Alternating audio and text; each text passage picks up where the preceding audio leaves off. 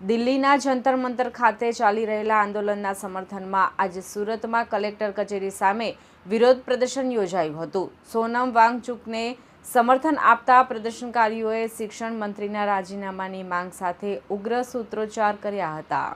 દિલ્હીમાં ચાલી રહેલા શિક્ષણ મંત્રીના રાજીનામાની માંગ સાથેના આંદોલનના પડઘા હવે સુરતમાં પણ જોવા મળ્યા હોય તેમ લાગી રહ્યું છે। સુરતમાં કલેક્ટરાલયે પહોંચેલા નાના બાળકોથી લઈ વડીલો સુધીના આંદોલનકારીઓએ હાથમાં પોસ્ટરો અને બેનરો સાથે વિરોધ પ્રદર્શન કર્યું હતું અને પ્રદર્શનકારીઓએ શિક્ષણ મંત્રી રાજીનામું આપોના નારા લગાવી પોતાની માંગ ઉઠાવી હતી।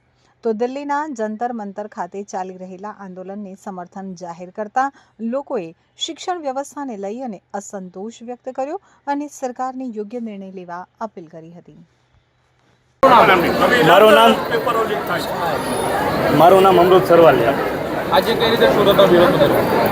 વિરોધની વાત એ છે કે હાલનો મુદ્દો જે ચર્ચિત છે, દિલ્હીમાં જે સોનમ સર જે આંદોલન ઉપર ઉતરા છે વિદ્યાર્થીઓ માટે, એ વિદ્યાર્થીઓ માટેનું આંદોલન છે અને હરેક ભારત દેશના વિદ્યાર્થીઓ જાગૃત થઈને આંદોલનમાં જોડાણા છે।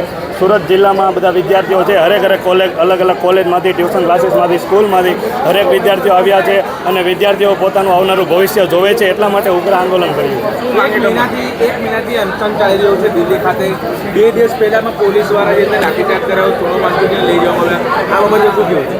આ બાબતે અમારું એટલું જ કહેવું છે કે સોનમ સર જે આંદોલન કર્યું છે, સોનમ સરને ડિટેન કર્યા છે, અત્યારે આંદોલન ઉપર ઉપવાસ ઉપરથી હટાવવામાં આવે છે, પણ એ વિદ્યાર્થીઓની તાકાત છે, ક્યારેય પણ ઊભી નહીં રહે।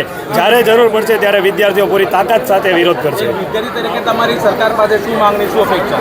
અમારી માંગ એ જ છે કે વિદ્યાર્થીઓના હંમેશ વિદ્યાર્થીઓના હિતમાં નિર્ણય આવે। વિદ્યાર્થી ભારત દેશનું ભવિષ્ય છે, એની સાથે અન્યાય થાય એ બિલકુલ સહન નહીં થાય। जी सर, जायसवाल ऋषि, मेरा नाम जायसवाल ऋषि है।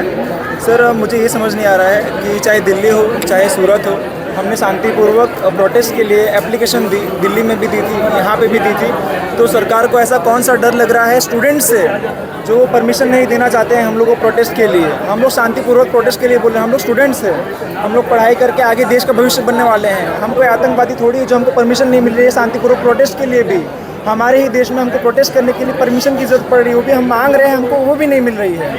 तो मुझे ये समझ नहीं आ रहा है कि क्या चल रहा है इस न्याय व्यवस्था में। जय हिंद, जय भारत।